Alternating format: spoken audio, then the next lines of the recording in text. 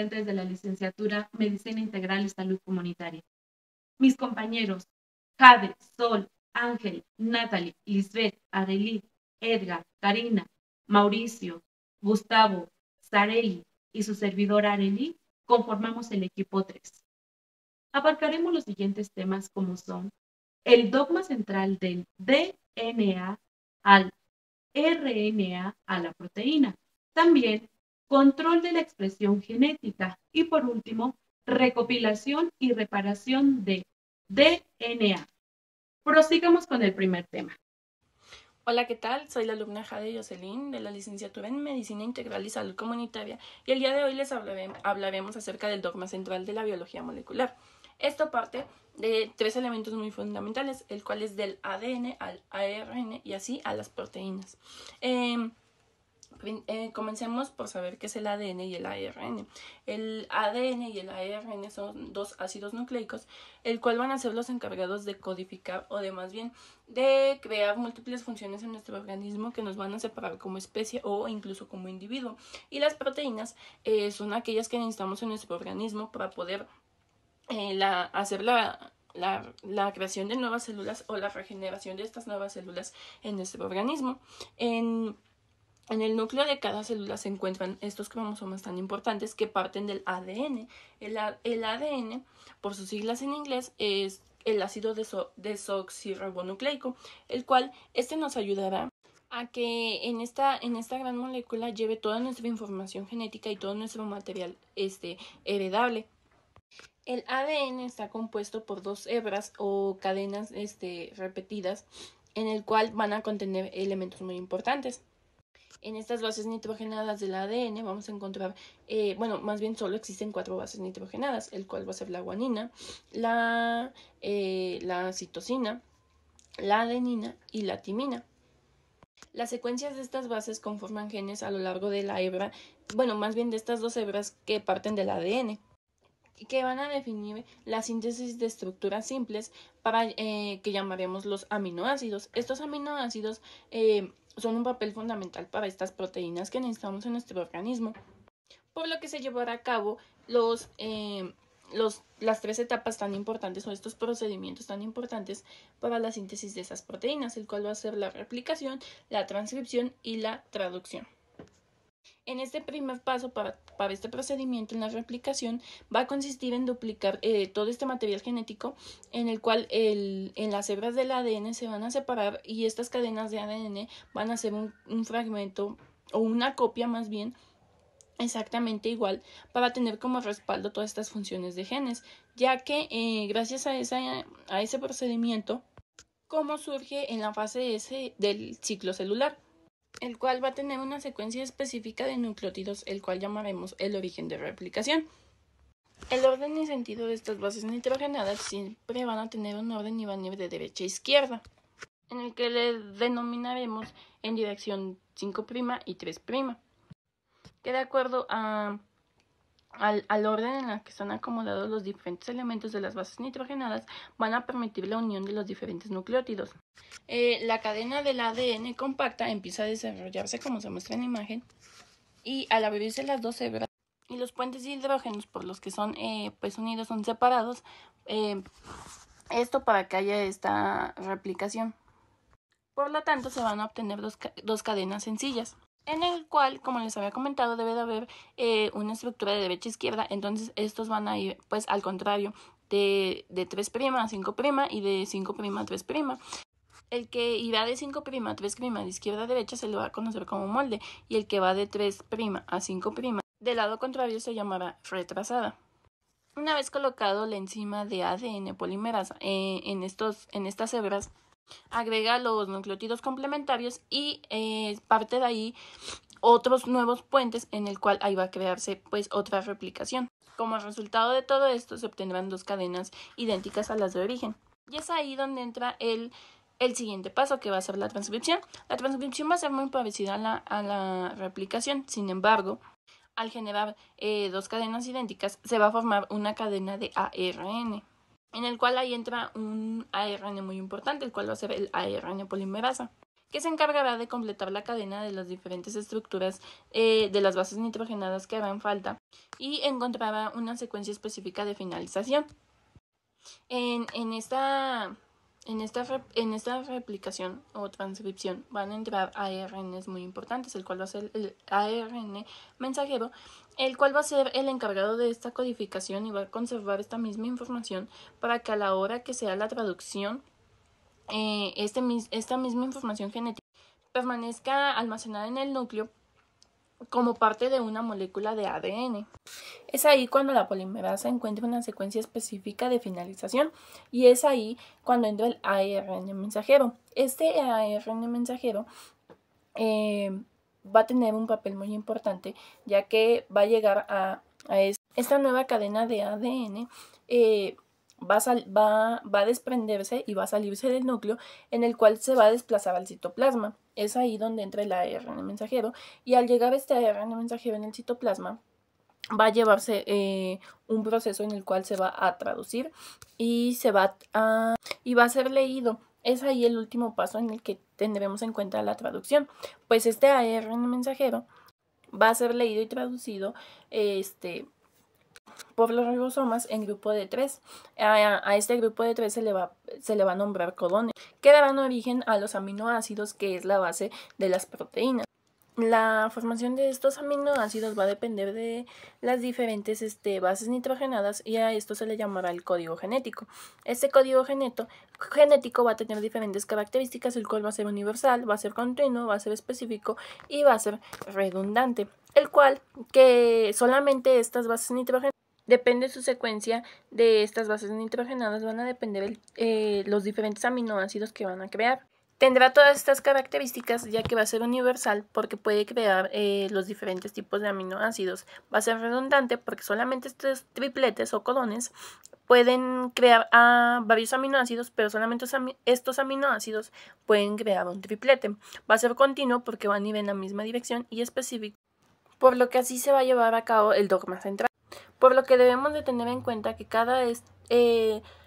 una peculiaridad que tiene todo este dogma central es que así se llevará a cabo toda la sintetización de las proteínas que conforman a nuestro organismo. Más adelante veremos qué importancia tienen y cómo se pueden ir desenvolviendo más complejamente todo este proceso. Hola, el día de hoy les voy a hablar sobre la síntesis y el procesamiento de ribosomas eucariotas y DNA de transferencia. Una célula eucariota, cada una está compuesta por varias moléculas de rRNA, junto con docenas de proteínas ribosomales. Ahora, el 80% de este RNA en la mayoría de las células consiste en RNA ribosómico. Ahora, para proporcionar a la célula un número tan grande de transcripciones, las secuencias de DNA que codifican el rRNA normalmente se repiten cientos y cientos de veces. Este DNA, llamado rDNA, por lo general está agrupado en una o pocas regiones del genoma. Ahora, el genoma humano tiene 5 clústeres de rDNA, cada uno en un cromosoma diferente. En una célula no divisoria, los clústeres de rDNA se reúnen como parte de una o más estructuras nucleares de forma irregular, llamadas nucleolos, que funcionan en la producción de ribosomas. La mayor parte de un nucleolo se compone de subunidades ribosomales nacientes, que le dan al núcleo una apariencia granular. Incrustados dentro de esta masa granular se encuentran uno o más nucleolos, redondos, que son principalmente materia fibrilar. Ahora, se cree que este material fibrilar consiste en plantillas de rDNA y transcriptos nacientes de rRNA. Ahora vamos a examinar directamente el proceso mediante el cual se sintetizan estas transcripciones de RNA. Bueno, ahora vamos a hablar sobre la síntesis y procesamiento del precursor rRNA. Los ribosomas eucarióticos tienen 4 RNA ribosómicos distintos, 3 en la subunidad grande y 1 en la subunidad pequeña. En los humanos, las subunidades grandes contienen una molécula de RNA de 28S, otra de 5.S y otra de 5S. Y la subunidad pequeña contiene una molécula de RNA de 18S. Ahora, en el momento en el que un precursor de rRNA humano se divide por primera vez, ya se han agregado más de 100 grupos metilo a los grupos ribosa en la molécula y aproximadamente 95 de sus residuos de uridina ya se han convertido por una vía enzimática a pseudouridina. Ahora, todas estas modificaciones ocurren después de que los nucleótidos se incorporan al RNA naciente, es decir, posttranscripcionalmente. Los nucleótidos alterados están ubicados en posiciones específicas y están agrupadas dentro de porciones de la molécula que se ha conservado entre organismos que han sido alterados.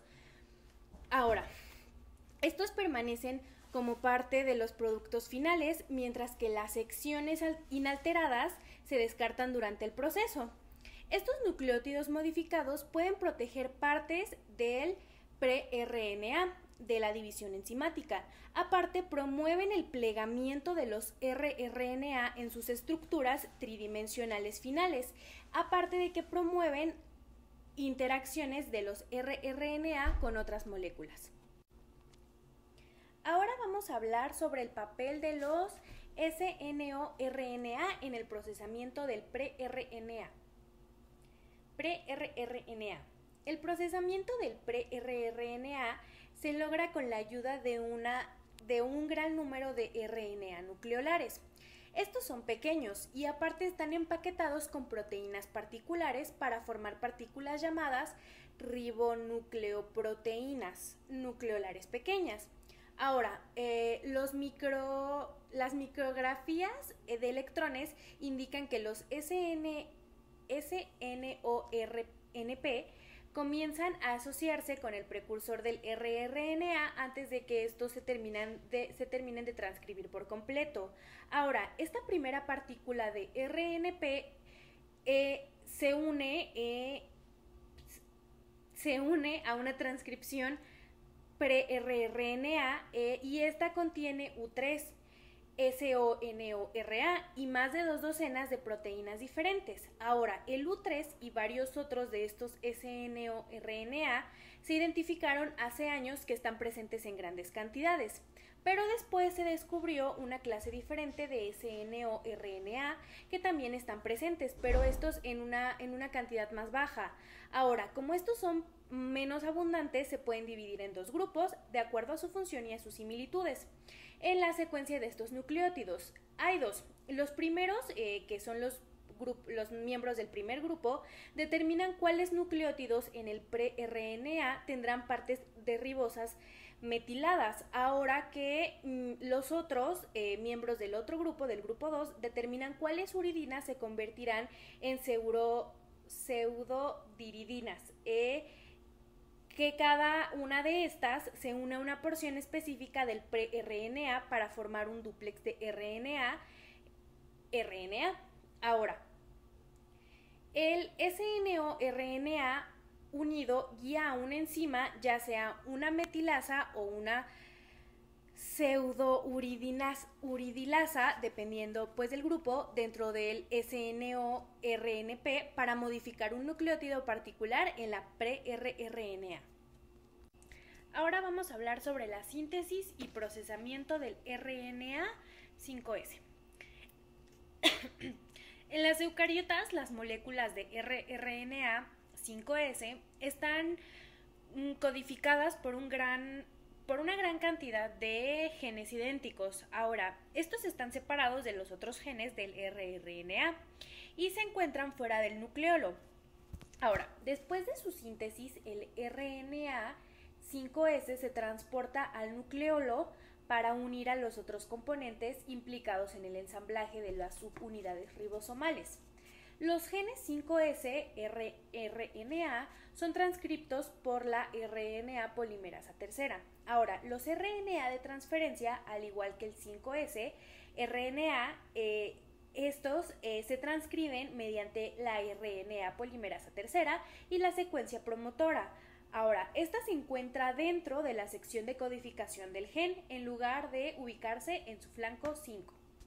Hola, ¿qué tal? Mi nombre es Ángel y les voy a hablar sobre el tema del dogma central del ADN hacia el ARN hacia la proteína, donde el primer punto, cuáles son los procesos del ARN mensajero eucarioto, ya que es un proceso crucial para la síntesis de proteínas, donde se llevan a cabo diferentes puntos, pero los veremos de manera resumida.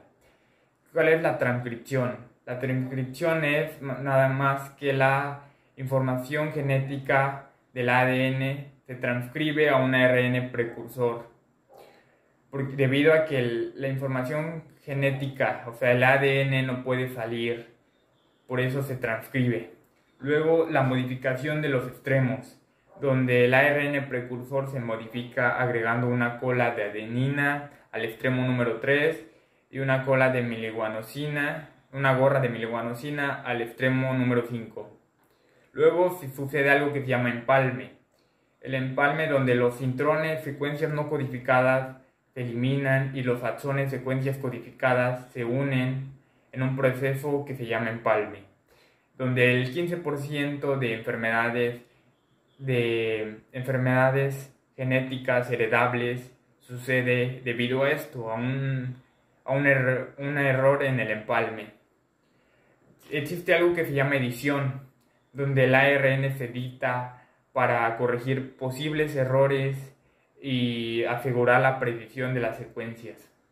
Luego el transporte nuclear, donde el ARN procesado se transporta del núcleo al citoplasma, buscando la traducción. El ARN se traduce en una secuencia de aminoácidos que forman las proteínas en los ribosomas. Como segundo tema, ¿cuáles son las implicaciones evolutivas de los genes divididos y empalmes del ARN? El descubrimiento de que el ARN eran capaces de catalizar reacciones químicas tuvo un impacto en la visión de evoluciones biológicas.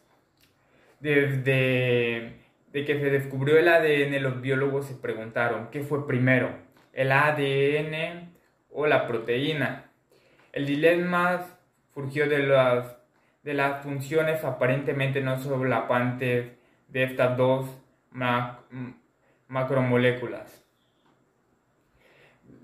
donde los aminoácidos almacenaban información y las proteínas catalizaban reacciones. El hallazgo de que el ARN puede ser un catalizador condujo a la idea de un mundo de ARN, donde el ADN y las proteínas eran ausentes en las primeras etapas de la evolución de la vida. Durante este periodo, las moléculas de ARN realizaban dos funciones, que era como material genético y catalizador de reacciones químicas, que inducidas a la necesidad para la replicación de ARN. Como tercer punto tenemos la creación de nuevos ribosomas en el laboratorio. En fin, el principal punto de fricción en la mente de los biólogos con respecto a la viabilidad de un mundo de ARN en el que el ARN actuó como un único catalizador es que pues hasta la fecha solo unas pocas reacciones han sido catalizadas por ARN de origen natural. Esto, digamos que surgió la duda. Estas incluyen pues, la división y la unión de enlaces fosfodiéster y requeridos para el empalme del ARN. Y la formación de enlaces peptídicos durante la síntesis de proteínas. Varios grupos de investigadores han explorado el potencial catalítico del ARN mediante la creación de nuevos materiales, nuevas moléculas de ARN en el laboratorio. Aunque muchos de estos experimentos nunca demostraron que las moléculas de ARN existieran en organismos antiguos, pero podría haber podrían haber evolucionado a través de un proceso llamado selección natural, donde se llevó a cabo un enfoque donde los investigadores crearon ARN catalizador desde cero, sin ningún diseño preconcebido sobre cómo construir el ARN. Los ARN se producen a partir de que las máquinas automatizadas para la síntesis de ARN ensamblan ADN con secuencias aleatorias de nucleótidos. La evolución del ADN pudo haber requerido de dos tipos de enzimas, una que es la ribonucleótido reductasa y la transcripta inversa, para transcribir el ARN en ADN. En algún punto a lo largo de la línea del tiempo, del progreso evolutivo, se tuvo que desarrollar un código que permitía al material genético especificar la secuencia de aminoácidos que se incorpora a una proteína. Mauricio. Les hablaré sobre 4 subtemas en específico, comenzando por la interferencia de RNA. Este fenómeno fue descubierto por Fire y Mello. Se considera un mecanismo biológico que regula la expresión de genes y la resistencia de patógenos.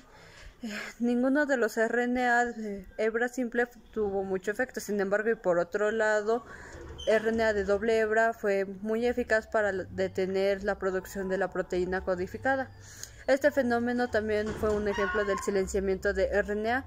Este consiste en que un mecanismo regulador de genes que limitan la transcripción de RNA, que se puede hacer de dos maneras. La primera es el silenciamiento de genes transcripcionales, que se oprime la transcripción, y la segunda el silenciamiento de genes posttranscripcionales, que activa el proceso de degradación de RNA específico de la secuencia. Pasando a nuestro segundo subtema, hablaremos sobre RNA pequeños, que son los miRNA y los piRNA. Los miRNA son una clase de RNA pequeños que regulan la expresión genética. El tamaño aproximadamente es de 2 a 4 nucleótidos.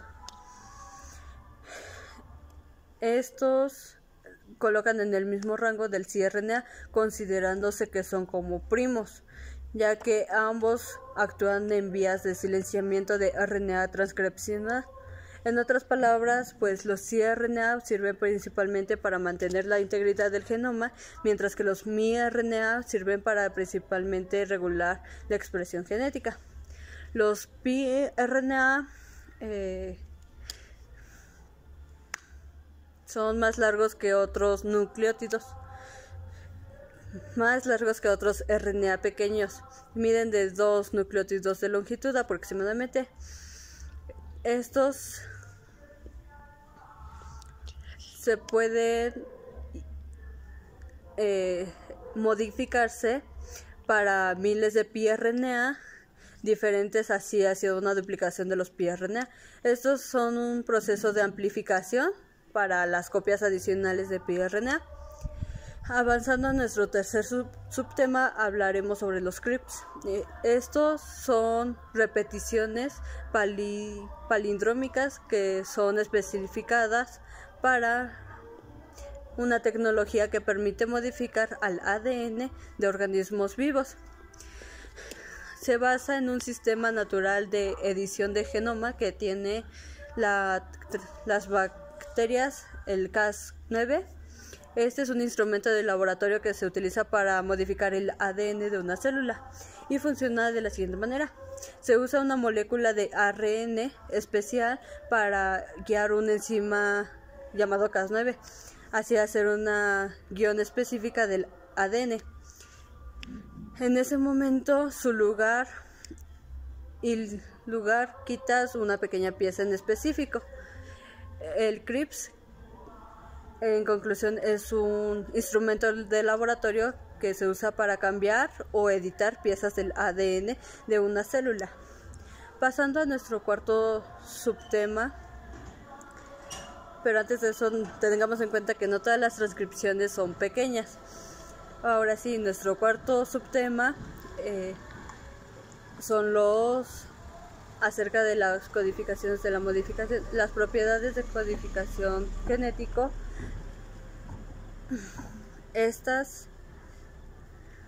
La codificación está basada y asociada en el almacenamiento de nucleótidos que está basado dentro de un código genético. Las propiedades del código genético también las propuso un físico que es Gamow, y fue quien decidió que estaba codificado, que cada aminoácido de un polipéptido estaba codificado por 3 nucleótidos.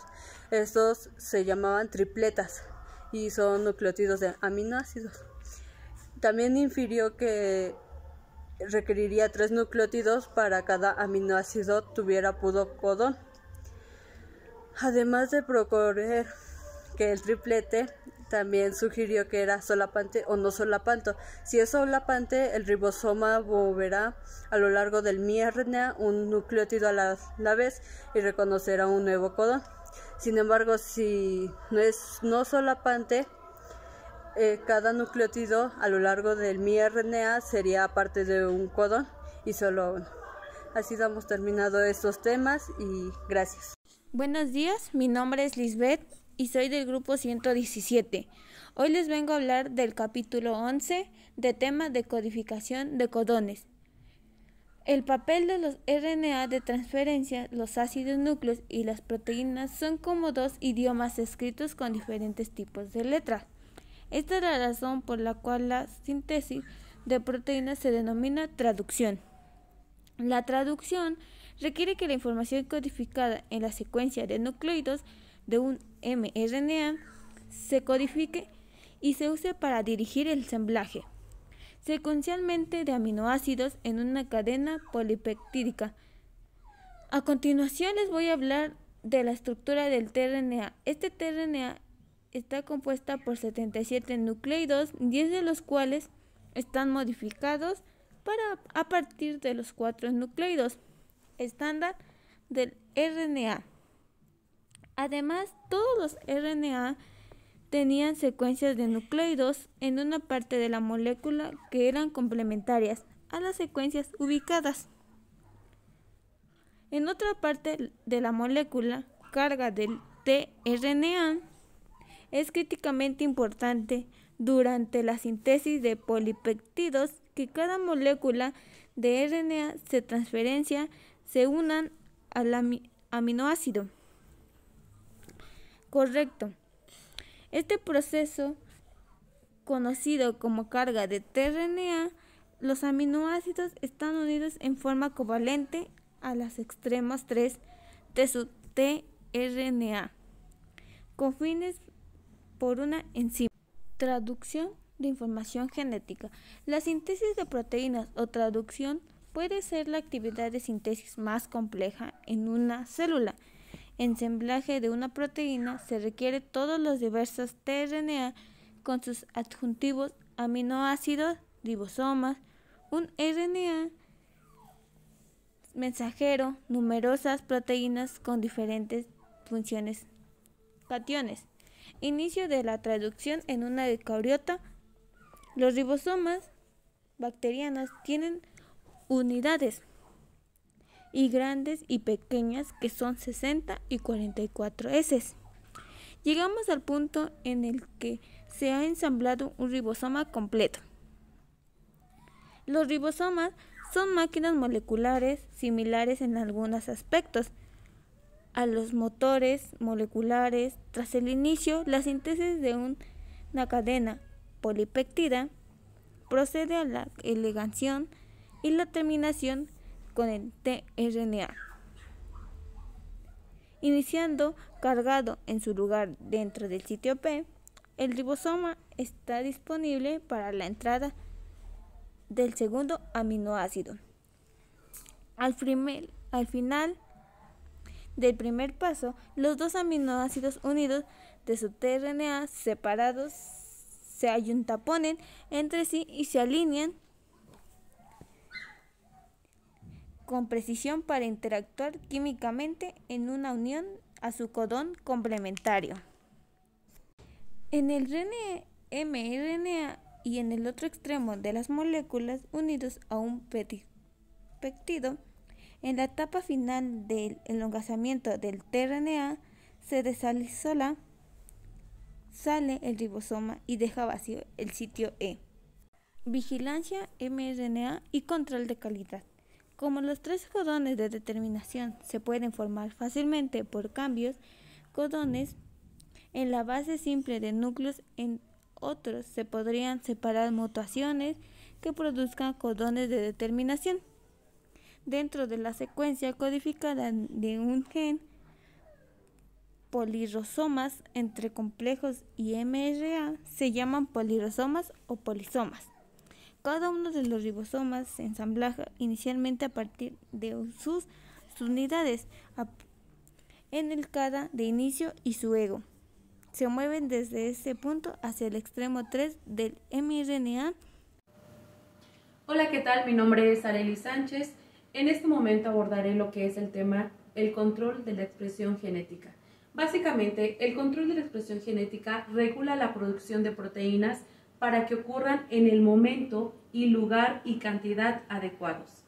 Los principales niveles de regularización son el control transcripcional. Se realiza en el núcleo y determina si un gen está transcrito a ARN mensajero. Como punto número 2, tenemos control post-transcripcional. Afecta el procedimiento del ARN como el corte y el empalme y su transporte al citoplasma. Como siguiente punto es el control de la traducción. Ocurre en el citoplasma y regula la síntesis de proteínas a partir del ARN. Como cuarto punto, el control post-traduccional implica modificaciones químicas que afectan su actividad, estabilidad y función. Básicamente, este sistema de múltiples niveles permite una respuesta eficiente a las necesidades celulares y a cambios en el ambiente. Como siguiente subtema tenemos estructura de la envoltura nuclear. La envoltura nuclear es una doble membrana que rodea el núcleo de las células eucariotas, separando el contenido nuclear del citoplasma y regulando el intercambio de las sustancias. Su estructura se compone de las siguientes partes. Primero, membrana nuclear externa. Es la capa más externa y está en continuidad con el retículo endoplásmico. Segundo, membrana nuclear interna. Está en contacto directo con el nucleoplasma y se asocia con la lámina nuclear, una red de filamentos intermedios que proporciona soporte estructural al núcleo. Tercero, espacio nuclear. Es el espacio entre las membranas internas y externas y está conectado con la luz del retículo endoplasmático. Cuarto, poros nucleares. Son grandes complejos proteicos que atraviesan ambas membranas formando canales que permiten el transporte selectivo de moléculas, ARN. 5. Lámina nuclear. Una llamada de filamentos intermedios subyacentes a la membrana nuclear interna. Proporciona soporte mecánico, organiza la cromatina y participa en la disolución y reconstrucción de la envoltura nuclear durante la mitosis. En conclusión, esta estructura compleja permite al núcleo mantener su forma, proteger el material genético y controlar el flujo de información genética entre el núcleo y el citoplasma. Como tercer subtema tenemos el empaquetado del genoma eucariota. Este permite compactar largas moléculas de ADN en el núcleo celular, facilitando su organización y regulación. Los niveles claves de este empaquetado son nucleosomas, la unidad básica del empaquetamiento. Fibra de 30. Los nucleosomas se compactan aún más formando una estructura más densa conocida como la fibra de 30. 3. Bucles y dominios. La fibra La fibra de 30 se pliega en bucles y se ancla a una estructura proteica llamada andamiaje nuclear. Número 4. Cromosomas. Durante la división celular, dos bucles y dominios se condensan al máximo formando los cromosomas mitóticos, estructuras altamente compactas y organizadas que facilitan la segregación del material genético. Básicamente, este empaquetado jerárquico no solo permite el almacenamiento eficiente del ADN, sino que también desempeña un papel fundamental en la regulación de la expresión génica y la integridad del genoma. Como cuarto subtema, hablemos de la heterocromatina. Es una forma altamente compactada de la cromatina que se encuentra en el núcleo de las células eucariotas. Está caracterizada por su estructura densa, lo que hace que el ADN en estas regiones sea menos accesible para los mecanismos de transcripción. Último subtema tenemos estructura de un cromosoma mitótico. Es la forma altamente condensada de los cromosomas que se observa durante la mitosis.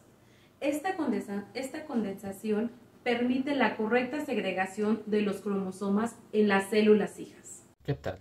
Yo soy el alumno Josué. ¿Sabían que nos mentían cuando nos decían que no podemos cambiar nuestra genética? Pues bueno, la epigenética es el estudio de los cambios que activan o inactivan los genes sin alterar la secuencia del ADN, influenciados por la edad y factores ambientales. Esto significa que aunque nacemos con un conjunto determinado de genes, no estamos precisamente atados a ellos.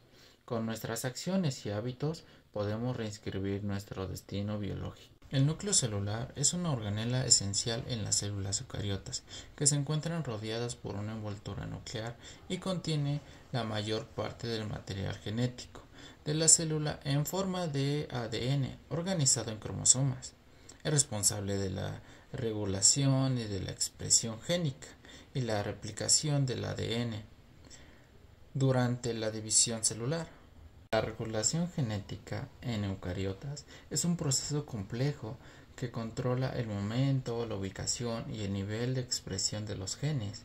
Se lleva a cabo por medio de varios mecanismos como la modificación química del ADN y la participación de proteínas reguladoras.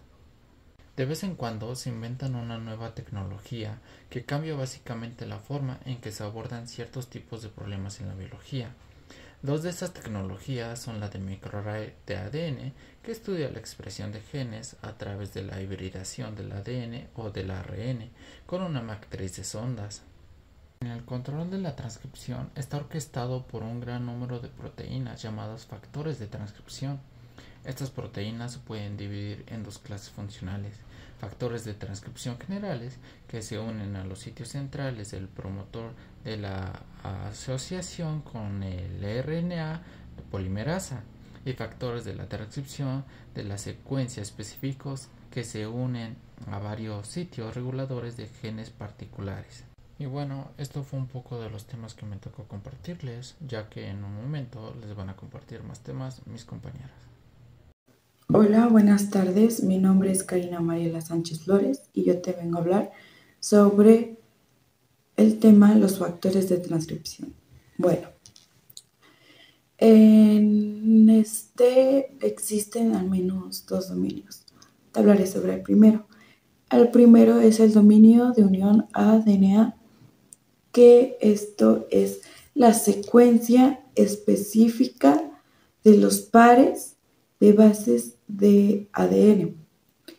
El segundo es el dominio de activación, que es la transcripción al interactuar con otras proteínas. Bueno, cuando se unen dos proteínas de estructura similar o familiar, a esto se le llama dímero. La clase más grande de factores de transcripción de mamíferos es llamado dedo de zinc.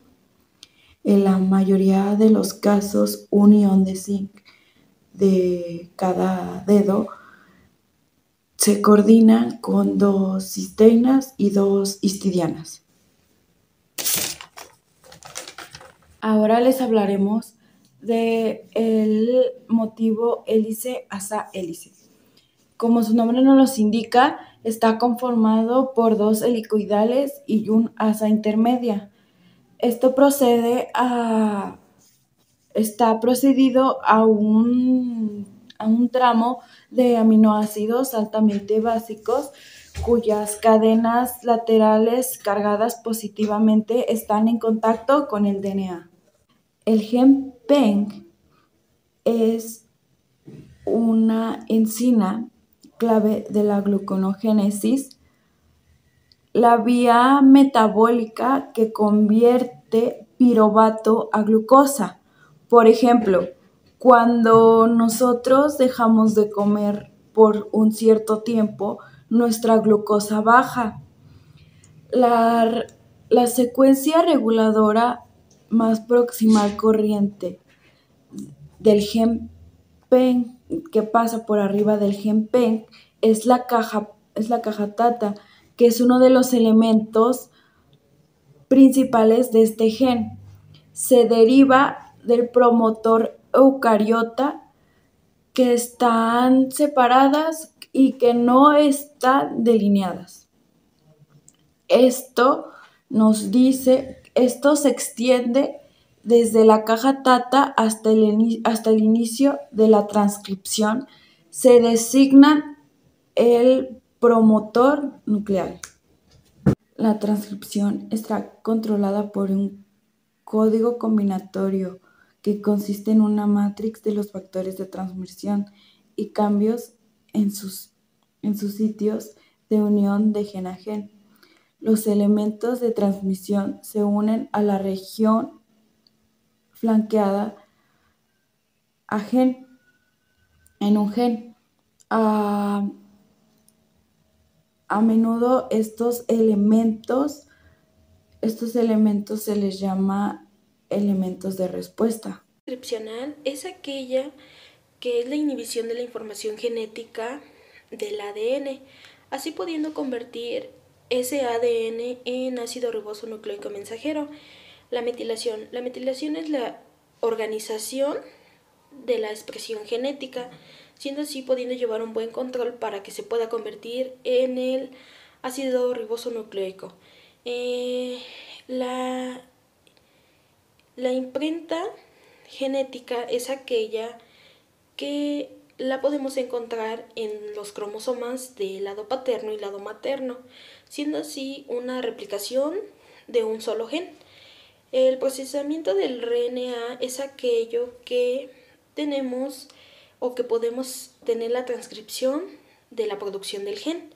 La transduccional es aquella que se ve la cantidad de proteínas que están en expresión genética, siendo así que podemos tener la traducción, la estabilidad y la localización.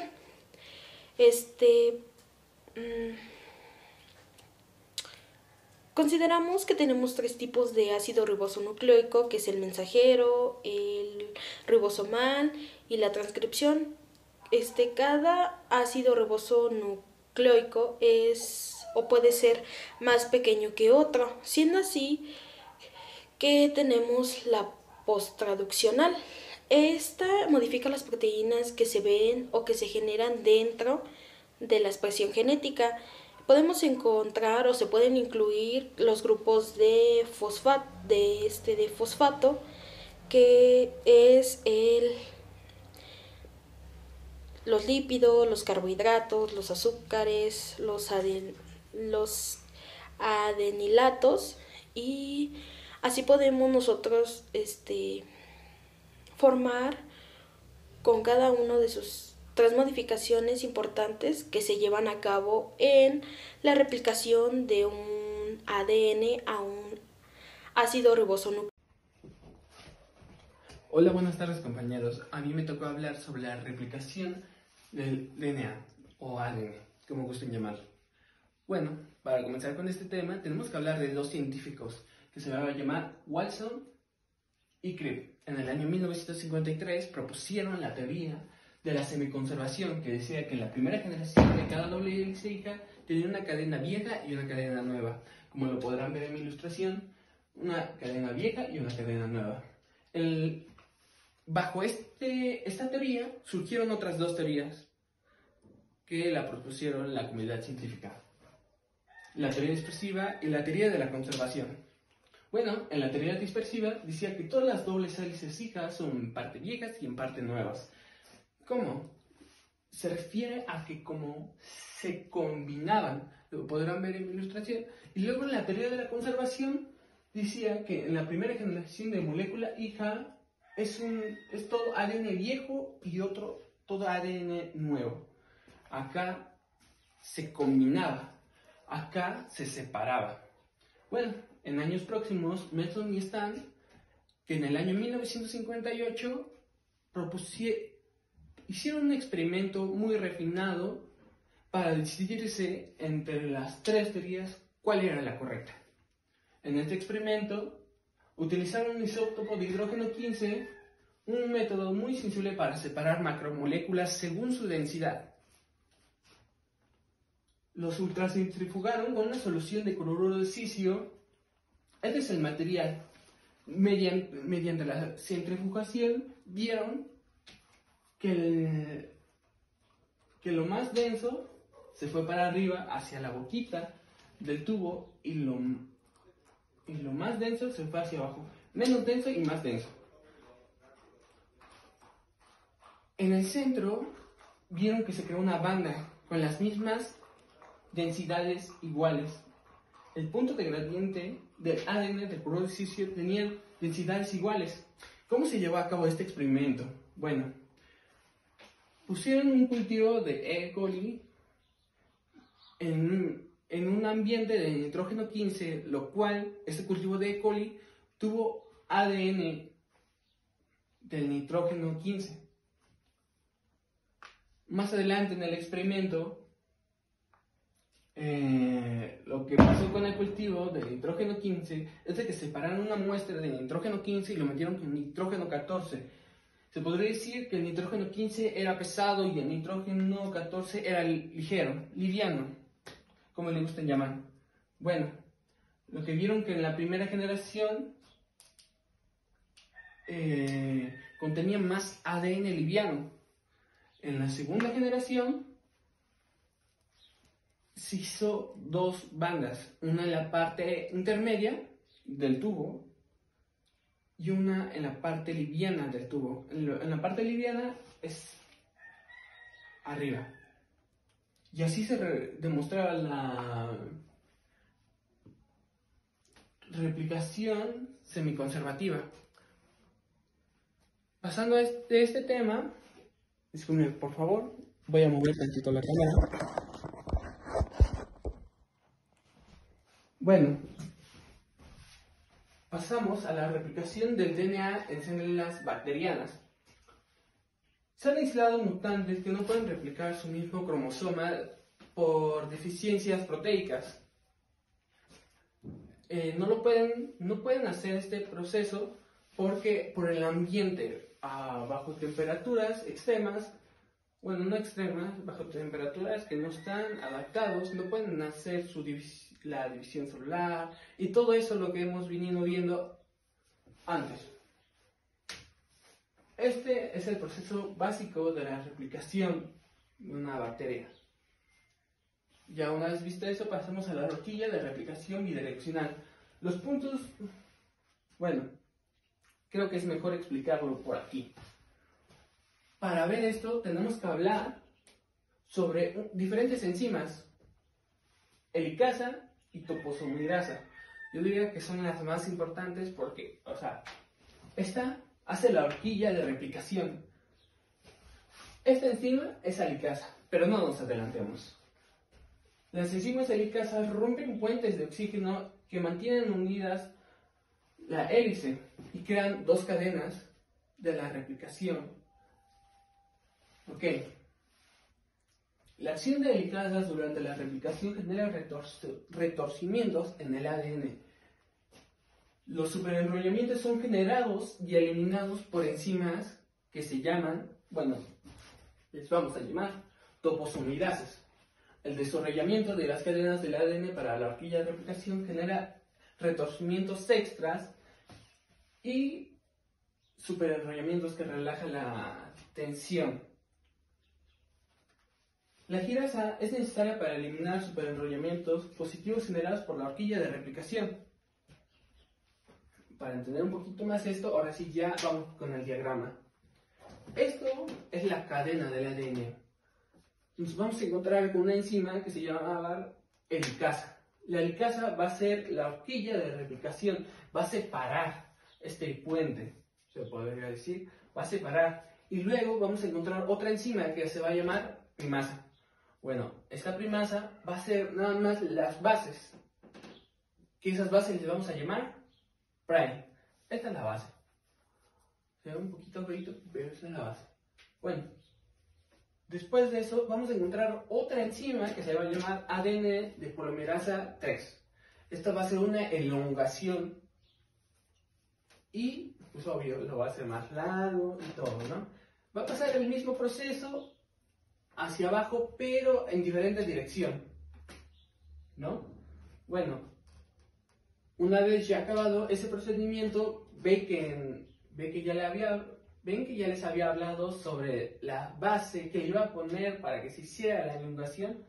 Bueno, esta base va a ser eliminada por hexonucleasa.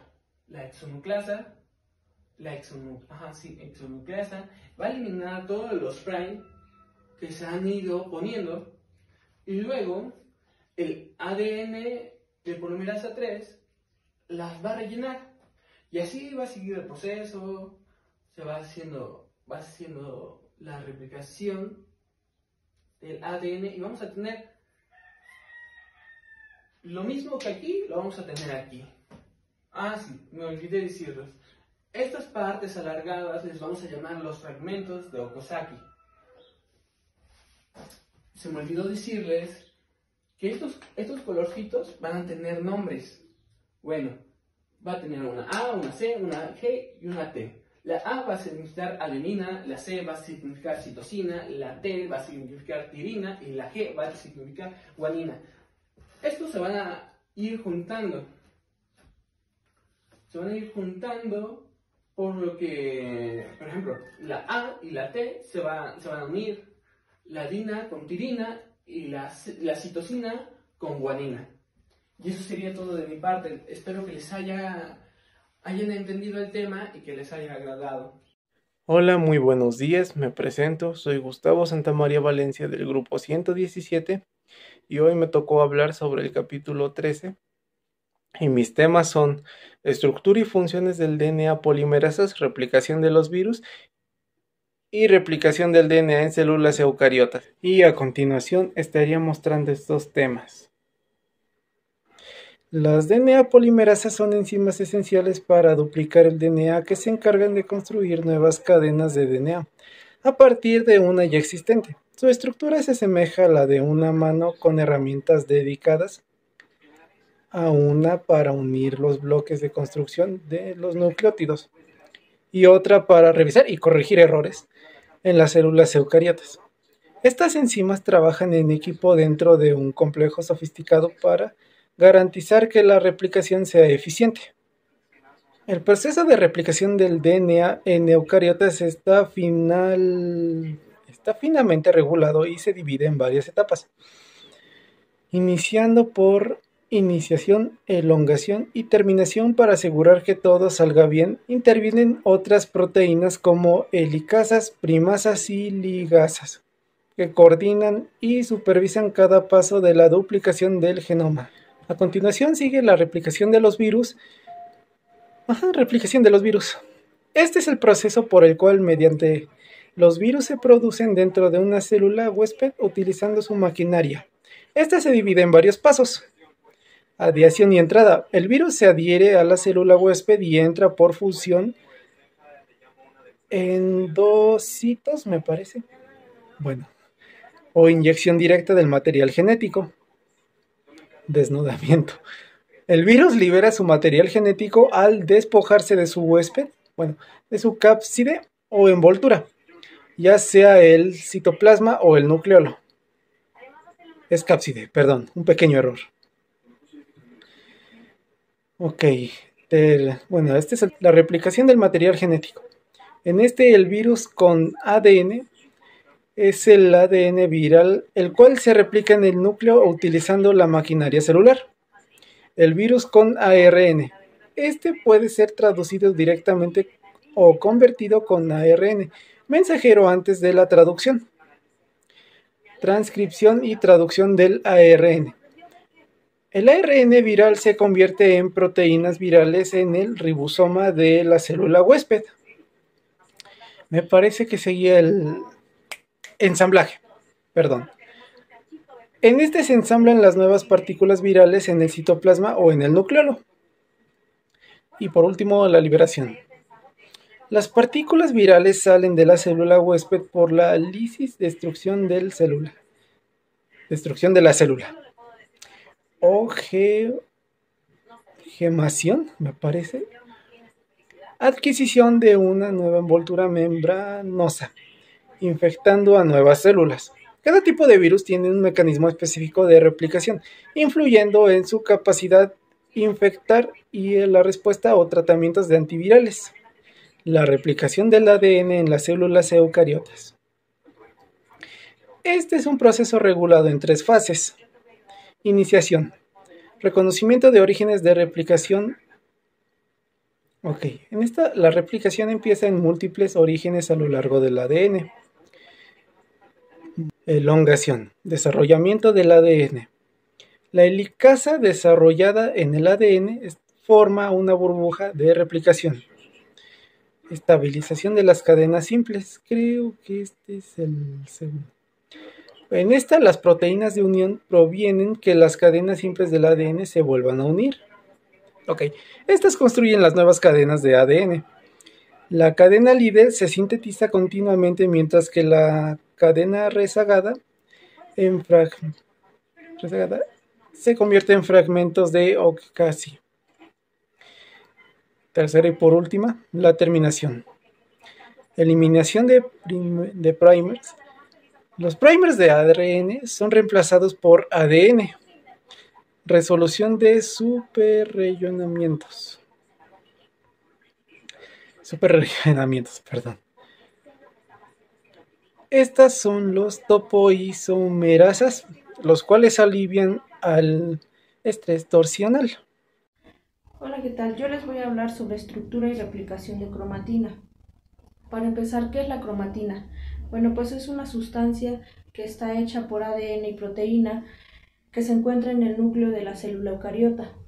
Los cromosomas de las células eucariotas tienen un ADN estrechamente compleja y son reguladas por proteínas de histonas.